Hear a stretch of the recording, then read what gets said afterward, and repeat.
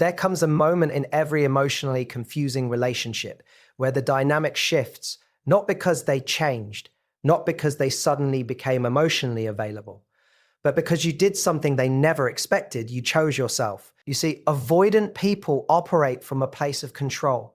Distance is their safety. Silence is their power. And your emotional investment, that's what keeps them in control. But the moment you stop chasing, the moment you stop explaining your worth, the moment you no longer bend just to keep them comfortable, everything changes. Because now they faced with something unfamiliar, not your love, but your self-respect. And self-respect is dangerous to someone who thrives on emotional distance. Why? Because they can ignore your texts.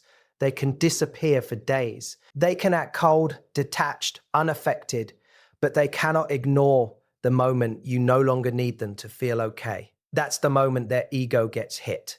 Understand this: an avoidant doesn't fall in love the way you do. They fall into curiosity, into confusion, into obsession. When they lose control over you, when they see that you're no longer waiting, no longer trying to prove your value, they start asking questions they never asked before. Why aren't they chasing me anymore? Did I lose them? Was I wrong about them? And suddenly, the same distance they once used to protect themselves becomes the very thing that isolates them. But here's the truth most people don't want to hear. This is not your moment to go back. This is your moment to stand firm. Because if you return too quickly, if you reward their confusion with your availability, you teach them that your self-respect was temporary, and temporary self-respect doesn't create attraction, it creates cycles. But when you stay grounded, when your silence isn't a tactic, but a standard, when your absence speaks louder than your words ever did, that's when they feel it. Not just your absence, but your value. And whether they come back or not, you've already won. Because you didn't lose them, you found yourself. Avoidant individuals often move through relationships with an unspoken need for control. Not because they are calculating in a malicious way, but because control gives them a sense of emotional safety. For them, closeness can feel overwhelming, even threatening, so they learn to manage it by regulating distance. This is why you'll often notice a pattern. When things start to feel deeper, more intimate, more real, they pull back. Not necessarily because they don't feel something, but because what they feel becomes too intense for their comfort zone. In this dynamic, your emotional availability becomes the anchor they rely on. When you're expressive, when you're reaching out, when you're trying to understand them, it creates a structure where they don't have to step forward fully. They can stay slightly removed, slightly detached, knowing that you'll close the gap. And over time, this creates an imbalance where you are investing more energy, more effort, and more emotional presence, while they maintain control simply by deciding when and how much to engage. Control for an avoidant often shows up in subtle ways. It's not always obvious. It can look like delayed responses, inconsistent communication, or an ability to switch off emotionally just when things start to matter. And when you react to that, when you question it, when you seek reassurance, when you try to fix the distance, you unknowingly reinforce the very pattern that keeps them in control. Because now your reaction confirms that they can step back and you will step forward. What makes this dynamic so powerful is that it's not built on what they do, but on how you respond. The more you chase clarity, the more they feel they can retreat. The more you try to hold the connection together, the less responsibility they feel to meet you halfway. And this isn't because they don't care at all. It's because they've learned, consciously or unconsciously, that maintaining distance protects them from vulnerability, from expectations, and from the possibility of being hurt. Over time, this creates a silent agreement in a relationship. They control the pace, and you carry the emotional weight. And as long as that agreement remains unchallenged, the dynamic stays the same. They don't need to change because the system already works in their favor.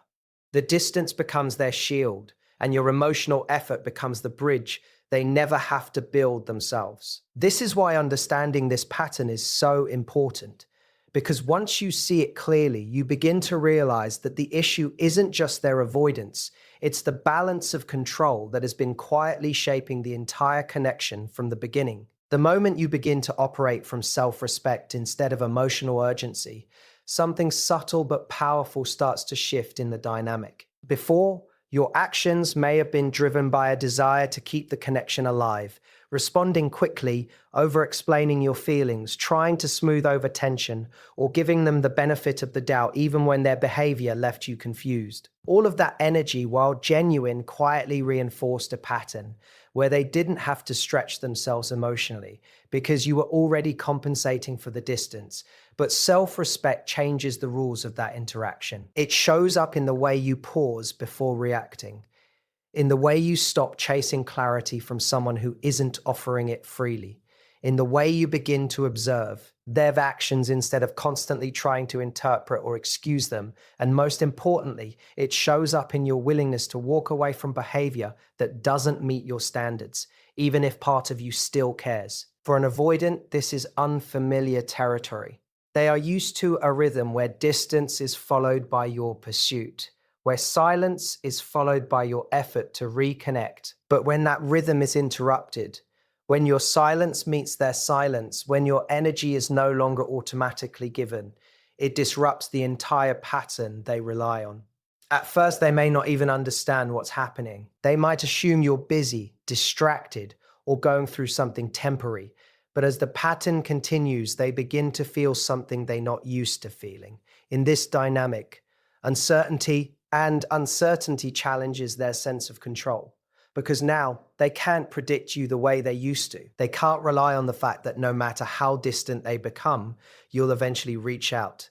They can't assume that your emotional availability is always guaranteed. And that unpredictability forces them into a position they've been avoiding, having to face the connection without the safety net of control. What's important here is that self-respect isn't loud. It doesn't need to prove anything. It's not about playing games or trying to trigger a reaction. It's about alignment, your actions matching your values, your behavior reflecting your worth.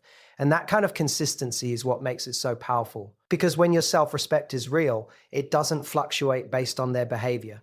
It doesn't disappear the moment they come closer or reappear when they pull away. It remains steady, and that steadiness is what breaks the cycle. It forces a new dynamic to emerge, one where they can no longer operate on autopilot, one where their usual strategies don't produce the same results. And in that space, they are left with a choice they didn't have to make before. Either step forward in a more genuine way or feel the distance they once controlled. When you stop feeding the dynamic with constant attention, reassurance, and emotional pursuit, something unexpected begins to happen inside the avoidant mind. Curiosity starts to grow. Not the kind of curiosity that comes from comfort or stability, but the kind that comes from disruption. Because what once felt predictable about you is no longer predictable. Before they understood the pattern, if they pulled away, you would lean in. If they became distant, you would try to close the gap. There was a quiet certainty in how things would unfold, and that certainty allowed them to stay emotionally guarded while still keeping the connection alive on their terms. But the moment you step out of that pattern, you introduce something they are not used to dealing with, the unknown. And the unknown has a powerful effect on someone who is used to being in control. They begin to notice your absence in ways they didn't before, not just physically, but emotionally. The conversations that used to come easily are no longer there. The reassurance they once received without asking is now missing. The energy that used to flow toward them has gone quiet. And in that silence, their mind starts to fill in the gaps. They start asking themselves questions they never had to confront when you were consistently present. Questions like why you've changed, what you're thinking, whether you're still interested, or if you've already moved on. And these questions don't come from a place of emotional openness. They come from a place of disrupted control, because now they can't read you the way they used to. And when someone can't read what they once understood, they start paying closer attention. Small details become significant. Your lack of reaction becomes louder than any message you could send. Even your distance begins to carry meaning because it's different from what they expected.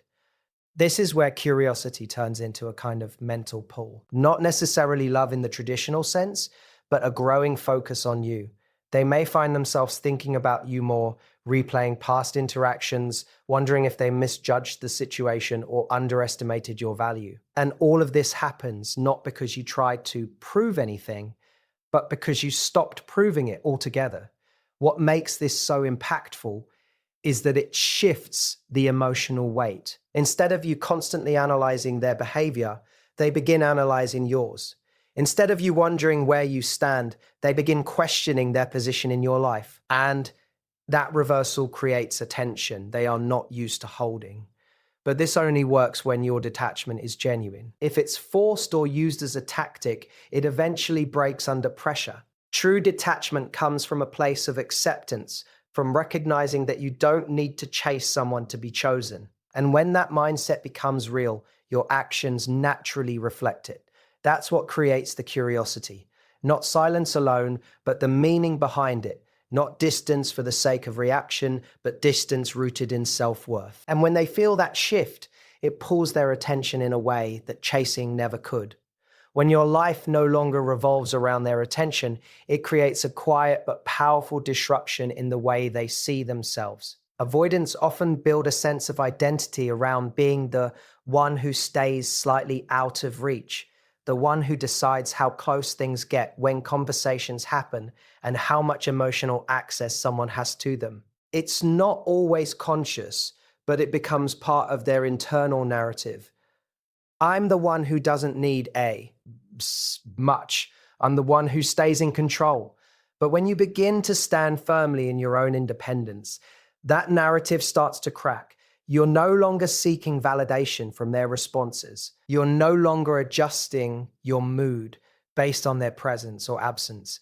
You're not waiting around for them to show up in a certain way so you can finally feel secure. Instead, you're grounded in yourself, your time, your energy, your priorities. And that shift sends a message that doesn't need words. It tells them that they are no longer the center of your emotional world. And that's where the ego gets triggered, because the ego isn't just about arrogance. It's about identity. It's about how someone sees their role and importance in a connection. When that role is suddenly reduced, when the influence they once had over your emotions begins to fade, it creates an internal tension they're not used to dealing with. They may not immediately express it. In fact, they might do the opposite at first, pull back even more, act indifferent, or pretend nothing has changed. But internally, something is shifting. They begin to notice that their usual strategies aren't producing the same results. The distance that once made you lean in now meets silence. The inconsistency that once kept you engaged now meets calm detachment, and that's confusing for them, because your independence removes the feedback loop their ego relied on. Before, your reactions reinforced their sense of importance. If you became anxious when they pulled away, it confirmed that they mattered deeply. If you reached out to fix things, it showed them they still had influence. But now, without those reactions, they're left without that reinforcement. And in that absence, doubt begins to grow.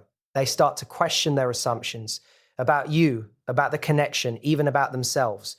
They may wonder if they misread your L of attachment, or if they've lost something they didn't fully appreciate when they had it. Not necessarily because they've suddenly become emotionally open, but because your independence has removed the certainty they once relied on. What makes this moment significant is that it forces them into unfamiliar emotional territory. Instead of feeling secure in their distance, they begin to feel the impact of it. Instead of controlling the dynamic, they're now reacting to it. And all of this happens without you needing to confront, explain, or prove anything. It's simply the natural result of you no longer placing your emotional stability in their hands. One of the most critical mistakes people make in this dynamic is misunderstanding the timing of their power. The moment an avoidant starts to feel the shift, when they become curious, when their ego is slightly shaken, when they become curious, when their ego is slightly shaken, when they begin to lean back in, their moment feels like relief. It feels like confirmation that everything you did worked. And naturally, there's a strong temptation to open the door again, to give them access, to return to how things were. But this is exactly where the cycle resets. Because if you go back too soon, before anything has truly changed, you're not stepping into a new dynamic. You're stepping back into the old one just from a different angle. The same patterns that created confusion in the first place are still there, just waiting to reappear once things feel comfortable again. Avoidants don't shift their behavior simply because they feel a temporary loss or a moment of curiosity. Those feelings can bring them closer, yes, but they don't automatically create emotional growth or consistency. And if your response to their return is immediate availability, immediate emotional openness, and a willingness to overlook the past, it sends a very clear message whether you intend it or not. It tells them nothing fundamentally changed. It tells them that no matter how distant they become, no matter how inconsistent things get, they can always come back and find you in the same place, ready to reconnect without requiring anything different. And once that message is reinforced, the urgency they felt, the curiosity, the uncertainty, the pull toward you begins to fade because the dynamic becomes predictable again. What made them lean in was the disruption. What made them think differently about you was the space you held, the standards you embodied, the fact that your behavior no longer followed the old script. But when you return to that script too quickly, the disruption disappears, and with it, the opportunity for something new. This doesn't mean you have to reject them completely or close yourself off. It means you have to move with awareness. Instead of responding from emotion alone, you respond from alignment. You observe whether their actions are consistent, whether their effort matches their words, whether there's a real shift in how they show up. And if there isn't, you don't compensate for it. You don't fill the gaps they leave. You don't rush to rebuild what they haven't taken responsibility for. You allow the space to remain until something real meets you there. Because real change isn't proven in a moment, it's proven in patterns. And if you abandon your self-respect the moment they return, you teach them that your standards are flexible, that your boundaries are temporary, and that the connection doesn't require growth to continue. But when you hold your ground, when you allow their actions to determine the pace instead of your emotions, you create a new standard, one where access to you is no longer automatic, but earned through consistency. And that's the difference between repeating a cycle and finally breaking it. Real power in this dynamic doesn't me from what you say, what you threaten, or even what you try to prove. It comes from your ability to remain steady when everything in you wants to react. Because the truth is, anyone can pull away for a moment. Anyone can go silent, act distant, or try to create space. But what separates temporary change from real transformation is consistency. Staying grounded means your behavior is no longer dictated by their actions. When they come closer, you don't immediately lose yourself in the excitement. When they pull away, you don't collapse into anxiety or chase for reassurance. Instead, you remain centered in your own standards, your own rhythm, your own sense of self. And that kind of stability is something avoidants are not used to encountering. They are used to emotional highs and lows. They are used to connections where their distance creates a reaction, where their inconsistency shifts the other person's state. But when your energy stays consistent, when you're calm, composed, and self-assured regardless of what they do, it removes the emotional leverage they once had. And that's where your true influence lies. Because now, your presence is not something they can control through distance. Your mood is not something they can shape through attention or withdrawal. You're no longer responding to the dynamic. You're defining your own. This doesn't mean you become cold or unavailable. It means your availability has standards. You're open, but not at the cost of your peace. You're kind, but not at the expense of your self-respect. You're willing to connect, but only where there is consistency, effort, and mutual presence. And when you operate from that place, something shifts on a deeper level. They begin to see that access to you isn't guaranteed anymore, that your time, your energy, your emotional investment, these are no longer freely given without alignment. And that realization forces them to either rise to meet that standard or feel the distance that comes from not meeting it. What makes this powerful is that it's not driven by fear or manipulation. It's not about trying to make them miss you or forcing them to feel something. It's about you becoming so anchored in your own value that your actions naturally reflect it. You don't need to announce your boundaries. You don't need to explain your worth over and over again. Your consistency does the talking for you. The way you show up, the way you walk away when necessary, the way you don't break your own standards just because emotions are involved, that becomes your message. And over time, that message becomes undeniable because anyone can demand respect, but very few people actually embody it in a way that doesn't waver under pressure. And when you do, when you truly stay grounded, no matter what they do or don't do, you create a dynamic where your value is felt, not just understood. At that point, it's no longer about whether they come back or change. It's about the fact that you've built something within yourself that doesn't depend on them at all. In the end, what this entire dynamic reveals is something deeper than just understanding avoidance. It reveals the power of your own identity within a relationship. For so long, the focus may have been on their behavior, their distance, their inconsistency, trying to decode what they feel and why they act the way they do. But the real transformation begins when that focus shifts back to you. When you stop asking, why are they like this? And start asking, why have I been accepting less than I deserve? That shift alone changes everything because it moves you from a place of reaction into a place of awareness and control over your own life. What you begin to realize is that their patterns only had power because there was space for them to operate. The chasing, the over-explaining, the emotional overinvestment, these were not signs of weakness, but they did create a dynamic where you gave more than you received. And the moment you replace that with self-respect, clarity, and emotional discipline, the entire structure of the relationship changes. Not because you forced it to, but because you no longer participate in anything that requires you to abandon yourself. And this is where your strength becomes undeniable. Not in proving your worth to them, not in making them realize what they lost, but in the quiet confidence of knowing you no longer need their validation to feel whole. When you reach that point, their actions, whether they come closer or drift away, no longer define your emotional state.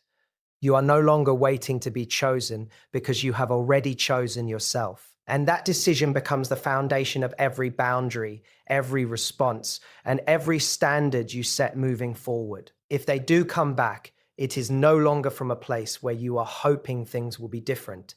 It is from a place where you require them to be different. You are no longer impressed by temporary effort or emotional moments. You look for consistency, for alignment, for actions that match words over time. And if that isn't there, you don't argue, you don't convince, you simply step back because you understand that your peace is not negotiable. That is the level of self-respect that doesn't just change one relationship. It changes every relationship that follows. And ultimately, this journey was never about changing them. It was about reclaiming yourself. It was about breaking a pattern where love required you to shrink, to chase, to prove, and replacing it with a new standard where love meets you at your level, not below it. Whether they rise to meet you or fall away becomes irrelevant because you are no longer standing in a place where you accept anything less than what you truly deserve. And that is the real victory. The moment you realize you didn't lose them, you finally stop losing yourself. Thank you for being here, for listening with an open mind, and for allowing yourself to reflect on something that isn't always easy to face. These conversations aren't just about relationships. They're about growth, self-awareness, and the courage to choose yourself even when it feels uncomfortable.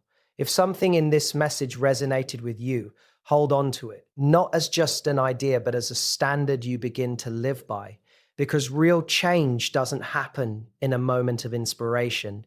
It happens in the decisions you make after this, in the way you show up for yourself every single day. Remember, your value is not defined by who stays, who leaves, or who fails to see you. Your value is defined by how deeply you respect yourself, even in the moments where it would be easier not to. Thank you once again for your time, your attention, and your presence. Take care of yourself and never settle for less than the respect you know you deserve. Goodbye, and I'll see you in the next one.